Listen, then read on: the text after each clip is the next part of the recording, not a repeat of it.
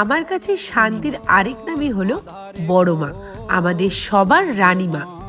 জীবন যখনই কোনো কঠিন পরিস্থিতির মধ্যে এনে দাঁড় করিয়েছে, তখনই ইনি অদ্ভুতভাবে আমাকে শক্তি জুগিয়েছে সেই কঠিন অন্ধকার গলি থেকে বেরিয়ে আসার। না, তিনি আমাকে স্বপ্নে কোনোদিন কিছু দিতে বলেননি বা আমাকে এসে দেখাও দেননি, কিন্তু ঠিক আমি বুঝতে পেরে যাই আমার মা আমার থেকে ঠিক কি চাইছেন, বা আমি ঠিক কি চাই সেটাও কিন্তু উনি আগে থেকেই বুঝে যান। এই যে ভগবানের সাথে ভক্তের যে কানেকশনটা না, এটা সম্পূর্ণ আপনার বিশ্বাসের ওপর নির্ভরশীল। হাজারো চুক্তি দিয়ে এর কোনো ব্যাখ্যা পাওয়া যায় না।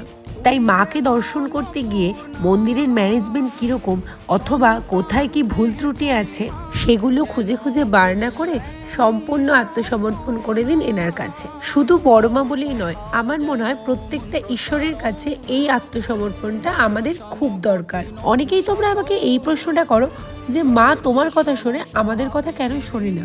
উত্তরে আমি এটাই বলবো, আমি আজ পর্যন্ত মায়ের কাছে কোনোদিন কিছু মুখ ফুটে চাইনি। এই জন্যই চাইনি কারণ আমি জানি আমার জীবনের জন্য যেটা সব থেকে শ্রেষ্ঠ সেটাই আমার মা আমাকে দেবে। যা কিছু হবে সব ভালো হবে। জয় বড় মা।